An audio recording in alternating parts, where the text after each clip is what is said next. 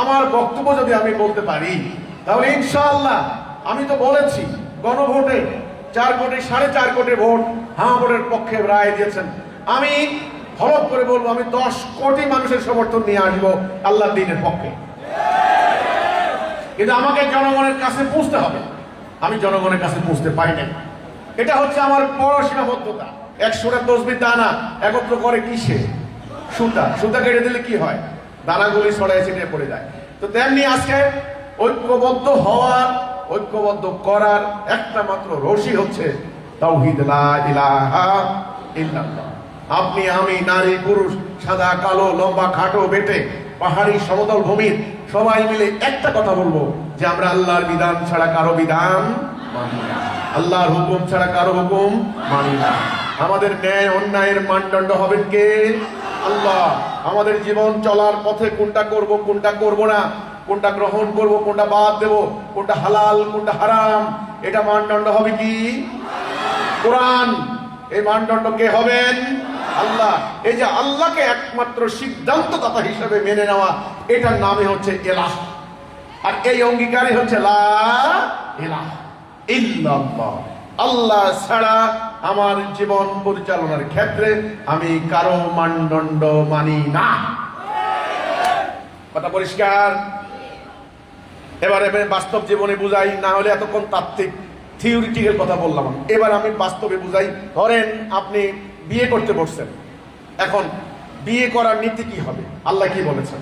আল্লাহ বলেছেন মোহরানা দাও, সাক্ষী রাখো, জোর জবরদস্তি করবে না, রাজি খুশি করাও। এই নির্দেশ আল্লাহর নির্দেশ, বাস হয়ে গেছে। এবার আপনি বনাবনি হচ্ছে না, ডিভোর্স দিচ্ছেন, আল্লাহর কি নীতি? অন্য কারো ফতোয়া না, আল্লাহ কি বলেছেন এটা মানবেন। আচ্ছা ওকে। এই যে রমজান মাস আপনি রোজা থাকছেন, আল্লাহ কি বলেছেন দেখেন কোরআনে।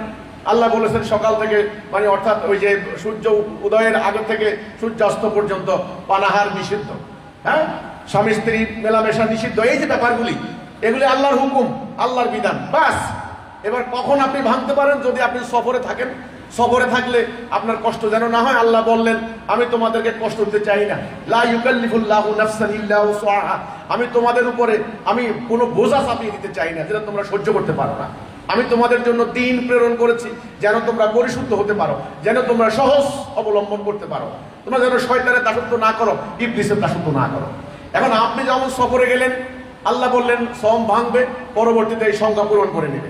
আপনি যখন আপনার অসুস্থ থাকবেন, আপনি যদি অসুস্থ থাকেন, সম রাখতে আল্লাহ বলেছেন না, তুমি এই সংখ্যা পূরণ করে নাও, আর না হলে ওই যে মিসকিনকে 2 জন মিসকিনকে ভালো করে খাওয়াই দাও। এই যে ব্যাপারগুলি, এগুলি আল্লাহর সিদ্ধান্ত, ব্যাস। এবার আপনি যাবেন অর্থনীতিতে, এগুলো তো হলো ব্যক্তিগত। এবার অর্থনীতিতে গেলেন, সেখানে কি সুদ খাবেন কি খাবেন না? আল্লাহ বললেন সুদ হারাম, সুদ চলবে না, কোনো ধরনের কৈফিয়তে সুদ জায়েজ করা যাবে না। যে এই কারণে আন্তর্জাতিক ব্যবসা কেমনে চলবে, আমদানি রপ্তানি কেমনে চলবে, আমরা যদি এখন সুদ না খাই তাহলে কিভাবে হবে? No no no no. এই যে আল্লাহর আদেশ, আল্লাহর নিষেধ অক্ষরে অক্ষরে আনুগত্য করার নামই হচ্ছে তাওহীদ, তার হুকুমের আনুগত্য করা। এবার আপনি আদালতে গেলেন, বিচার হবে, চোরকে ধরে আনলো, চোরের শাস্তি কি? আল্লাহ বললেন হাত কেটে দাও।